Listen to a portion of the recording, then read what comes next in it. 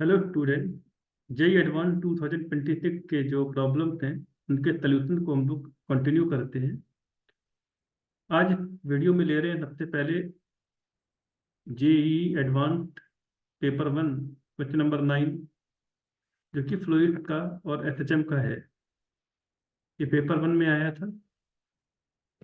A tank contains two immiscible liquids of densities 6 rho and 2 rho. The higher density liquid is filled up to a height L by 2 from the bottom. A thin rod of density rho and length L is fully immersed and hinged at the bottom so that it can oscillate freely, as shown in the figure. If the rod is slightly disturbed from its equilibrium, the time period of small oscillations is 2 pi by n root L by g, where g is the acceleration due to gravity. The value of n is, तो यहाँ पर एक rod है जो कि bottom पे hinge हो रखा है और दो लिक्विड में है ये। एक का डेंसिटी 6 रो है, एक का 2 रो है। रॉड की डेंसिटी रो है। इस रॉड को मान लीजिए क्लॉकवाइज थोड़ा सा डिस्प्लेस कराते हैं तो ऐसे ऑस्किलेट करेगा। इसके ऑस्किलेशन का टाइम पीरियड अपने को बताना है। तो इस सवाल में देखिए आर्किमिडीज प्रिंसिपल लगेगा और एसएचएम का कॉन्सेप्ट लगेगा।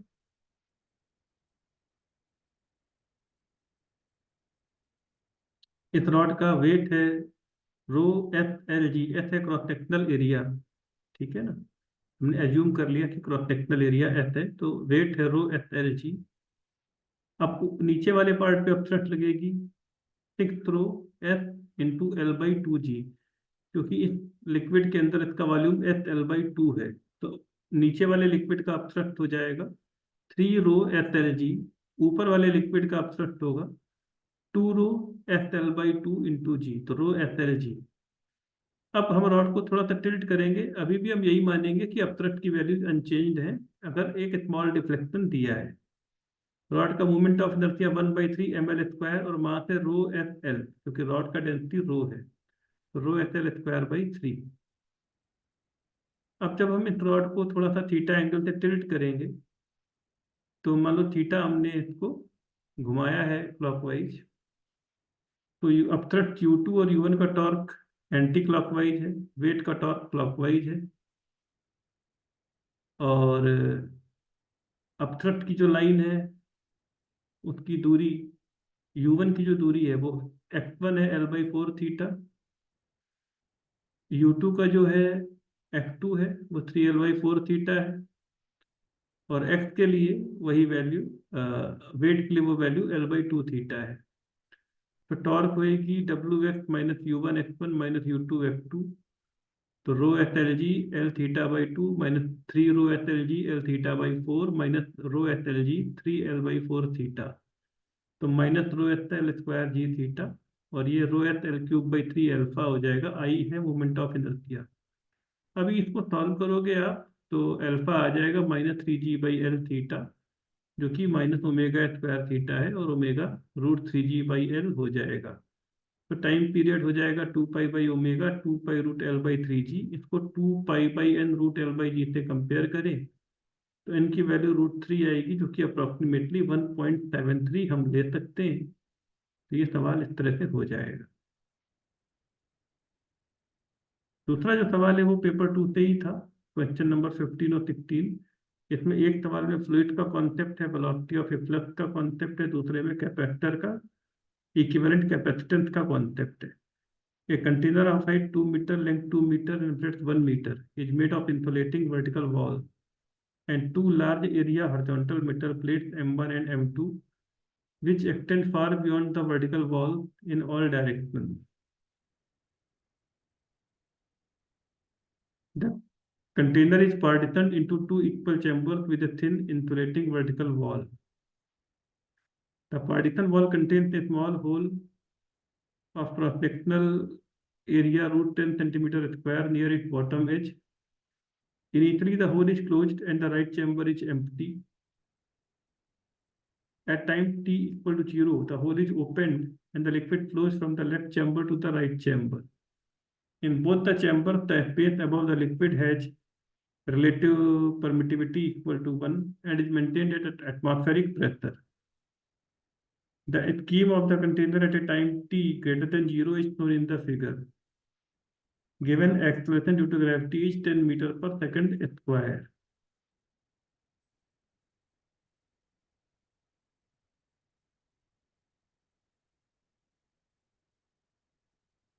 The height in meter of the liquid in the left chamber at t equal to 500 seconds is the difference in Faraday. The difference in the capacitance between the metal plate at t equal to 0 and at t equal to 500 seconds is 8 minus n epsilon naught, where epsilon naught is the permittivity of free space, the value of n is. जैसे ये एक metal plate है, ये एक metal plate है, ये vertical plate है, और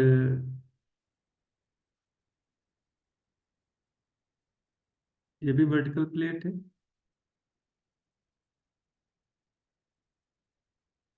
और यहाँ पर एक बॉटम पे छोटा सा होल है। तो होल का जो एरिया है वो √10 सेंटीमीटर स्क्वायर है, जबकि ये वाला एरिया 1 मीटर स्क्वायर हो जाएगा, 1 metre by 1 metre perpendicular to the screen. ठीक है, ये वाला एरिया भी आपका 1 मीटर स्क्वायर हो जाएगा। एक तरफ लिक्विड है 15 जिसका डायरेक्ट्रिक कांस्टेंट है, इधर डायरेक्ट्रिक कांस्टेंट 1 है या रिलेटिव परमिटिविटी 1 है। जब होल को ओपन करेंगे तो लेफ्ट चैम्बर से राइट चैम्बर में लिक्विड आएगा, और 500 सेकंड पे कितना लिक्विड इधर आ गया होगा वो हम निकाल सकते हैं। तो फिर कितना हाइट इसमें बचा होगा वो निकाल सकते हैं, वो अपने को निकालना है। और सेकंड केस में हमें कैपेसिटेंस कैलकुलेट करनी है। तो पहले 15 प्रॉब्लम करते हैं। देखिए, जैसे एक्स अमाउंट ऑफ लिक्विड इससे खाली हो गया है तो इसमें एक्स आ गया है, तो जो डिफरेंस इन हाइट होगा वो 2 माइनस 2x हो जाएगा। डिफरेंस इन हाइट क्या हो जाएगा? 2 माइनस 2x। तो √2gh होता है वेलोसिटी ऑफ ए फ्लक्स, तो √2g इंटू 2 माइनस 2x, तो 2 ये बन जाएगा, g की वैल्यू 10 ले लें तो √40 इंटू 1 माइनस x। तो यहाँ होल से जो जिस वेलोसिटी से लिक्विड जा रहा होगा लेफ्ट टू राइट, वो तुम्हारा हो जाएगा √40 1 minus x। Now rate in which liquid enter the right chamber is rate at which liquid leaves the left chamber. तो cross sectional area into velocity, यही होता है वॉल्यूम फ्लो रेट। तो a √40 1 minus x is minus capital A dx by dt। Capital A ये वाला area है जो कि 1 मीटर स्क्वायर है। अब हम √1 माइनस एक्स डी एक्स को एक तरफ ले आते हैं, और minus capital A by small A minus small A by capital A √40 integration of D T को एक तरफ ले आते हैं। इंटीग्रेट करोगे आप, इसको सॉल्व करोगे ना, तो एक्स की वैल्यू 3/4 मीटर आ जाएगी। और एक्स की वैल्यू अगर 3/4 मीटर है तो जो ये वैल्यू बचेगी लिक्विड की, ये 5/4 मीटर यानी कि 1.25 मीटर हो जाएगी। तो 500 सेकेंड पे इधर 1.25 मीटर का लिक्विड है और इधर 0.75 मीटर का लिक्विड है। अब सेकंड केस में मैंने कैपेसिटेंस को कंपेयर करना है, तो इनिशियल कैपेसिटेंस कितनी है? 15 epsilon not a by D plus epsilon not a by D. तो ये आप एरिया 1 मीटर स्क्वायर ले लोगे, डिस्टेंस 2 मीटर, ये सॉल्व करोगे तो 8 एप्सिलॉन नॉट आ जाएगा।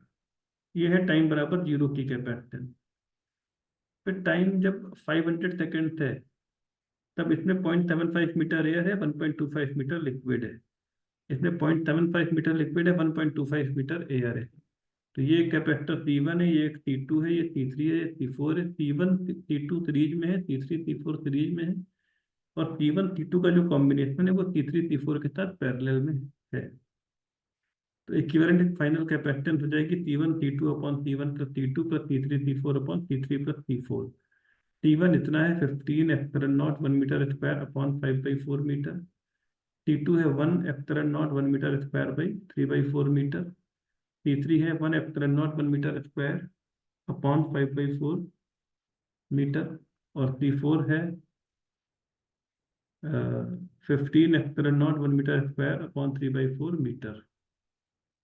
इस तरह से हो जाएगा। अब सॉल्व करेंगे आप तो CF की वैल्यू इतनी आ जाएगी 128/65 एप्सिलॉन नॉट। अब CI माइनस CF इतना होगा, इसको हम 8 माइनस एन एप्सिलॉन नॉट से कंपेयर करें तो n की वैल्यू 128/65 1.97 आ जाएगी। ये हो जाएगा इस तरह से। फिर क्वेश्चन नंबर 4 जो है ये टफ सवाल था थोड़ा। एचएचएम प्लस सेंट्रीफ्यूगल फोर्स का सवाल था। ए particle of mass m and angular momentum l is moving in a circular orbit of radius r naught under the influence of an attractive force minus k by r square r cat. Keeping its angular momentum unchanged, the particle is displaced radially by a small distance delta r very much less than r naught, due to which its radial distance varies periodically. The corresponding time period is। तो option ए इसमें correct है, देखते हैं कैसे होगा। सबसे पहले तो कोई पार्टिकल अगर कर्व पाथ पे चल रहा है, ये रेडियल यूनिट वेक्टर है या टेंजेंशियल यूनिट वेक्टर है, और आर वेरिएबल है, तो वेक्टर ए को ऐसे लिखते हैं D square R by D T square minus V square by R E R cap plus R alpha plus 2 omega D R by D T E T cap. अब circular motion के case में क्या होगा कि D R by D T और D square R by D T square zero हो जाएंगे, तो वहां पर के बाई आर नॉट स्क्वायर की जो फोर्स है वो सेंट्रीपिटल फोर्स प्रोवाइड करेगी, तो K by R naught square is M B naught square by R naught.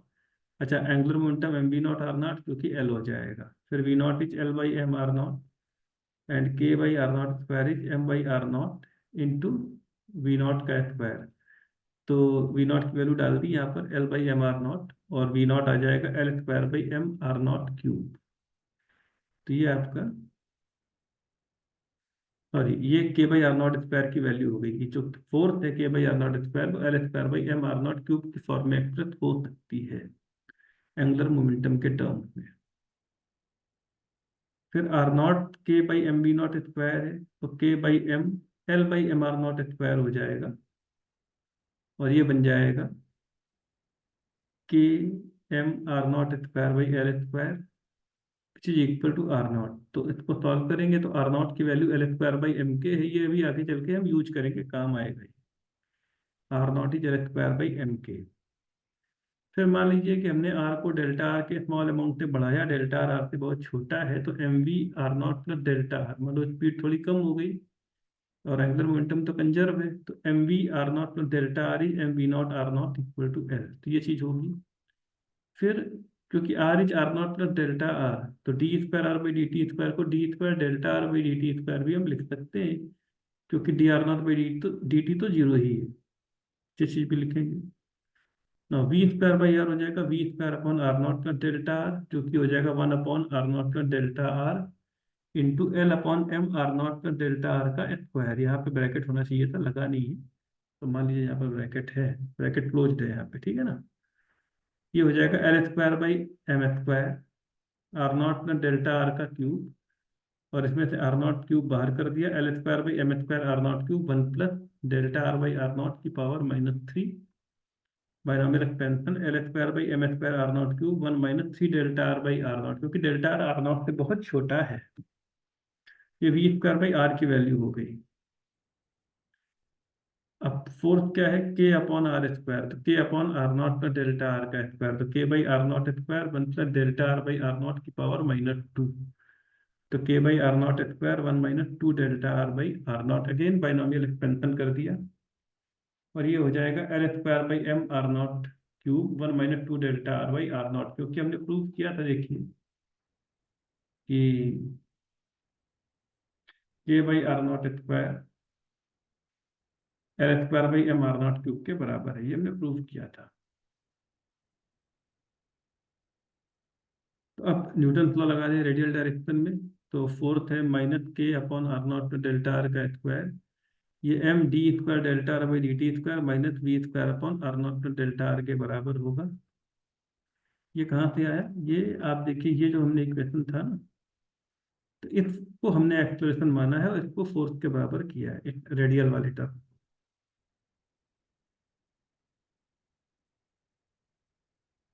अब ये देखिए क्या बन जाएगा, minus L square upon M R naught cube 1 - 2 delta R by R naught is equal to M D square delta R by D T square minus L square by M square R naught cube bracket में 1 - 3 delta R by R not.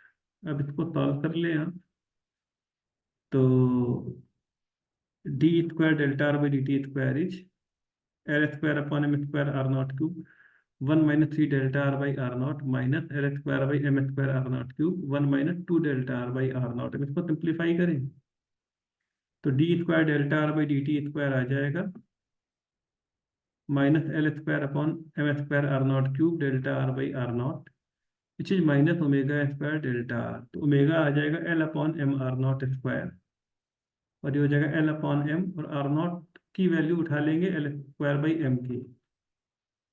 ये देखो हमने निकाला था ना R naught is L square by M K. ये देखिए तो अब क्या होगा ये बन जाएगा M K square by L cube और time period is 2 pi by omega तो 2 pi L cube by M K square. तो ऑप्शन ए करेक्ट हो गया इसमें। तो जेई एडवांस पेपर 2 का क्वेश्चन नंबर 10। ये स्क्रू गेज जो जीरो एरर का सवाल था। Two thin wire wire one of diameter 0.650 mm and wire 2 of unknown diameter d are given. To obtain the value of d, the diameter of the two wires are measured with a screw gauge. The screw gauge has a pitch of 0.5 mm and there are 100 divisions on the circular scale. तो least count तो हो जाएगा 0.5 by 100. The smallest division on the linear scale is 0.5 mm. The table shows the reading of LS and CS for the measurement. The value of d in micrometer is। अब देखिए lead count इतना है 0.005 mm। Measured value of wire 1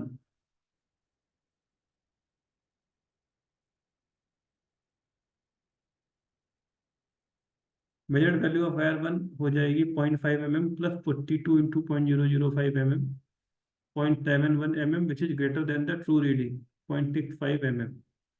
तो zero error कितनी होगी 0.71 mm minus 0.65 mm तो 0.030 mm। तो ये जीरो एरर निकल गई पहला वाला जो सेट था रीडिंग का। फिर वायर 2 के लिए मेजर्ड वैल्यू कितनी है 1.5 mm plus 95 into 0.005 mm 1.975 mm। इसमें से जीरो एरर को माइनस करते हैं तो 1.975 mm माइनस 0.060 mm 1.915 mm ये आपका ट्रू डायमीटर ऑफ वायर 2 है। अब इसको माइक्रोमीटर में कन्वर्ट करें तो 1915 माइक्रोमीटर अंतर आ जाएगा।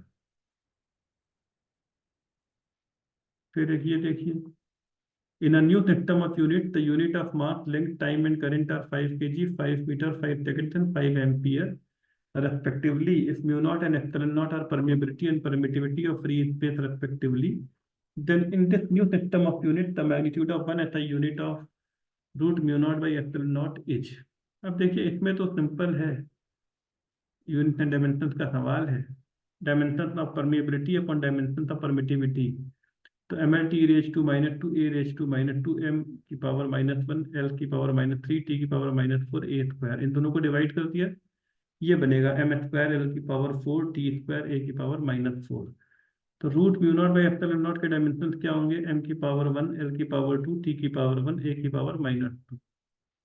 अब एसआई यूनिट और न्यू यूनिट का कन्वर्जन करेंगे तो N one V one is N two V two लगा देंगे। तो एन वन को 1 मान लेते हैं 1 kg metre square second ampere square is N two 5 kg 5 metre का स्क्वायर 5 सेकेंड का माइनस पावर -3 और 5 एम्पियर की पावर -2। अब इसको सॉल्व करेंगे आप तो एन टू की वैल्यू आ जाएगी 25। तो इस सवाल का आंसर हो जाएगा 25। फिर जेई एडवांस 2026 पेपर 1 का क्वेश्चन नंबर 13 ये साउंड के इंटरफेरेंस पे बेस्ड था और ये मैचिंग के सवाल के फॉर्म में था। तो इसमें lift one shows four configuration made of straight and semi circular narrow tube containing air a sound wave of wavelength lambda equal to 0.29 metre enter these structure at a point S यहाँ पे आती है and a sound detector is placed at D between the point S and D the sound travels only through the tube. Let 2 contains the possible smallest value of L refer to the figure for which the detector D records maximum amplitude. Ignore effect of sharp corner.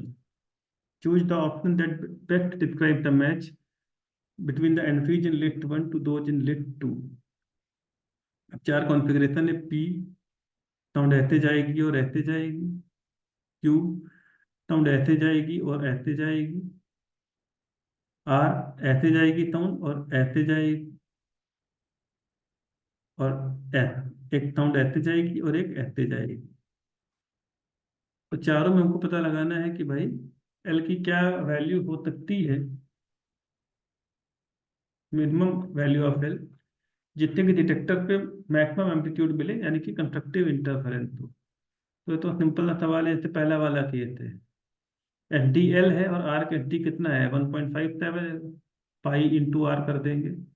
तो delta x हो जाएगा 0.57 L, इसको N lambda कर दें और N की value 1 ले लें क्योंकि मिनिमम एल चाहिए। तो एल की वैल्यू आ जाएगी 0.51 मीटर। तो ऑप्शन पी 3 से मैच हो जाएगा। पी का 3 हो गया, 0.51 मीटर। दूसरा सवाल देखें। ये डायरेक्ट जा रहा है एल से, लॉन्गर पाथ 2 एल का है, तो delta x 2 L minus L, L हो जाएगा, एल इक्वल टू लैम्डा, तो 0.29 मीटर। तो क्यू की मैचिंग 4 से होगी। अब देखिए, पी की 3 से, क्यू की 4 से है, फिर आर की देख लेते हैं। थर्ड केस में ये एल से जा रहा है और ये एल प्लस पाई आर, और आर की वैल्यू क्या है, L/√2 है। तो डेल्टा एक्स हो जाएगा L plus pi L/√2 minus l, तो पाई L/√2 इक्वल टू लैम्डा। अब इसको सॉल्व कर लोगे आप, एल की वैल्यू 0.13 मीटर आ जाएगी। आर का मैचिंग 5 से होगा। फाइनली आखिरी सवाल में, मान लो ये लेंथ एक्स है, ये लेंथ वाई है, तो x/sin 30 is y/sin 45 is L upon sin 105। Time rule लगा दिया ट्रायंगल पे, क्योंकि L/cos 15 है। तो एक्स आ जाएगा एल अपॉन 0.97 एक्स, 0.97 इंटू 0.5, ये 0.52 एल बनेगा। वाई बनेगा एल अपॉन 0.97 इंटू 0.707, ये sin 45 की वैल्यू डाल दी है, तो वाई 0.73 एल आ जाएगा। अब डेल्टा एक्स क्या होगा, x plus y minus l, तो 0.73 प्लस 0.52 माइनस 1 इंटू एल, ये 0.25 एल बनेगा। इसको हम लैम्डा 0.29 मीटर कर दें, तो एल अप्रोक्सीमेटली 1.16 मीटर आएगा, जिसको कि हम 1.19 मीटर के आसपास ले सकते हैं, क्योंकि ये तब वैल्यूज भी हमने अप्रोक्सीमेट ही ली थी। तो ऑप्शन एस की मैचिंग ऑप्शन 2 से हो जाएगी। I hope the solutions are clear to you. Thank you.